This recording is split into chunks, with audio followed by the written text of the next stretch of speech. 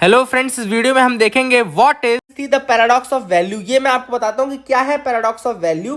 Paradox of value ये कहता है कि कई चीजें ऐसी हैं जो कि लाइफ के लिए बहुत एसेंशियल है पर उसकी वैल्यू बहुत कम है। जैसे कि यहाँ पे वाटर वर्सेस डायमंड का कंपैरिजन किया गया है कि वाटर जिसके कारण हम जीते हैं, मतलब जिसका के बिना सर्वाइवल पॉसिबल ही नहीं है, वो मतलब कितने कम रेट में मिलता है, और वहीं डायमंड जिसके बिना हम जी सकते हैं, सब कुछ कर सकते हैं, लेकिन वो बहुत महंगा है। तो ये है पैराडॉक्स ऑफ वैल्यू, मतलब कि जो लाइफ के लिए एसेंशियल चीज है उसकी वैल्यू कम है, लेकिन जो नॉर्मल ऐसे चीज है उसकी वैल्यू ज्यादा है। तो ये क्यों होता है? तो इस पैराडॉक्स को एक्सप्लेन करने के लिए एडम स्मिथ ने एक्सप्लेन किया था इसको बाय द लेबर थ्योरी। तो पैराडॉक्स ऑफ वैल्यू को एक्सप्लेन करने के लिए लेबर थ्योरी दी थी एडम स्मिथ ने। उन्होंने कहा था लेबर थ्योरी के अकॉर्डिंग ये नहीं देखा जाता, मतलब एडम स्मिथ ने कहा था कि अगर आपको वैल्यू में डिफरेंस समझना है तो आपको यह समझना पड़ेगा कि कितना लेबर लगा है उस एलिमेंट को निकालने में, या उस चीज को बनाने में कितना वैल्यू, कितना टाइम लगा है।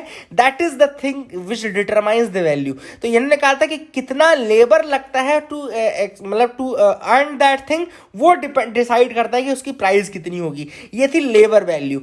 इसके बाद 19th सेंचुरी में काफी इकोनॉमिस्ट आए, जिसमें कि कार्ल मेंगर, विलियम स्टैनली जेवन्स, इसके अलावा लियोन वॉलरस, ये सब कुछ इकोनॉमिस्ट है जिन्होंने एक्सप्लेन करने की कोशिश की। और उसमें सबसे आगे थे एक यूजन वॉन बॉम बेवर्क। याद रखेगा, यूजन वॉन बॉम बेवर्क, ये लिखा हुआ नाम सबसे ऊपर ही है ना। तो इन्होंने क्या किया, इन्होंने एक theory the, the positive theory of capital. इन्होंने मार्जिनल वैल्यू के थ्रू एक्सप्लेन करने की कोशिश की कि क्यों वैल्यू ज्यादा है। इसमें दो चीजें उन्होंने बताई। मार्जिनल वैल्यू का कंसेप्ट जो है, वो कंसेप्ट क्या कहता है? मार्जिनल वैल्यू का कंसेप्ट कहता है, पहली चीज मार्जिनल वैल्यू का कंसेप्ट क्या कहता है कि जो लास्ट यूनिट होती है उसको आप कैसे डिटरमाइन करते हो, वो वैल्यू डिटरमाइन करते हैं। For example paradox of value में एक चीज बताई गई कि भैया अगर मान लो डायमंड है, और अगर मान लो मतलब जो वेजेस की बात करें, तो एक फार्म लेबर की वेजेस एक डायमंड कटर से या डायमंड पॉलिशर से कम क्यों रहती है ना। सिंपल सी बात आप मुझे बताओ कि एक फार्म लेबरर की जो वैल्यू रहती है, इनकम रहती है, वो एक डायमंड कटर या डायमंड पॉलिशर, ये जो अलग काम करते हैं, उनसे कम क्यों रहती है, जबकि वो तो खाने का काम करे। तो यहाँ पे ऑथर ने कहा है कि जैसे एक फार्मर है, मान लो उसके पास सपोज करो 4 बोरी गेहूं है, सपोज करो 4 बोरी गेहूं रखा हुआ है उसने।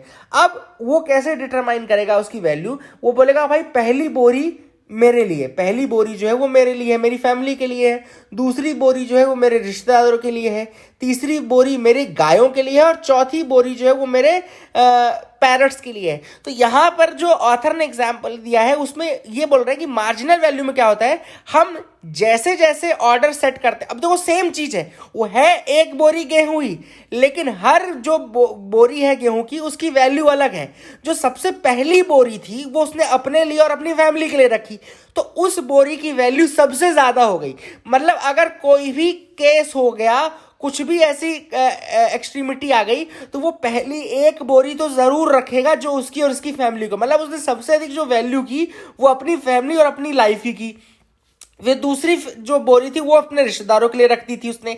तीसरी बोरी देखो उसने अपने जानवरों के लिए रखी, और चौथी बोरी जो है वो पैरट्स के लिए रखी।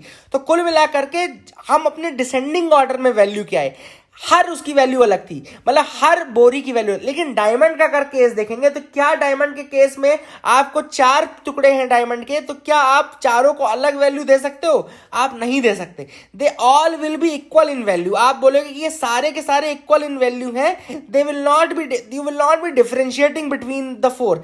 तो ये जो डिफरेंस होता है, ये मार्जिनल वैल्यू का कंसेप्ट है, जो कि लास्ट वैल्यू से लास्ट यूनिट से डिटरमाइन करता है कि जो उस चीज की लास्ट यूनिट है उसको आप कितना वैल्यू दे रहे हो, कितना तवज्जो दे रहे हो, उस पर डिटरमाइन करेगा। जैसे अगर आपके पास 5 रोटियां हैं, तो हो सकता है 5वीं रोटी को आप इतनी वैल्यू ना दो जितनी आप पहली रोटी को वैल्यू दोगे। आप फर्स्ट रोटी को सबसे अधिक वैल्यू दोगे क्योंकि आप बिल्कुल भूखे हो। लेकिन जैसे ही आपने धीरे धीरे 4 रोटियां खा ली, तो 5वीं रोटी आपको मिले या ना मिले, you will not be affected by that, you will not be affected by that. तो ये जो चीज थी, ये मार्जिनल वैल्यू का कंसेप्ट था। एक और यूजीन वॉन बॉम बेवर्क ने एक और आइटम ये कहा कि भाई क्वांटिटी भी डिटरमाइन करती है वैल्यू। तो गेहूं जो की मात्रा जो है और डायमंड की मात्रा जो है उन दोनों में डिफरेंस है। डायमंड थोड़ा लिमिटेड है और उनको ऐसा बनाना इतना आसान नहीं है, वो उनकी लिमिटेड है, वो एग्जॉस्टिंग कैपेबिलिटी है उनके अंदर, तो इस कारण से भी वैल्यू उसकी ज्यादा है। तो this is the paradox of value. I hope you got clarity, आपको समझ में आ गया होगा। मैंने समझा दिया था कि इकोनॉमिक ऑप्शनल वाले और जो थोड़ा आंसर में अच्छा लिखना चाहते हैं, मसाला लिखना चाहते हैं, उनके लिए भी ये अच्छी चीज है। तो that is another thing. I hope you got clarity regarding today's news analysis. That is it for today. Keep loving us, keep sharing us. Thank you and have a nice day.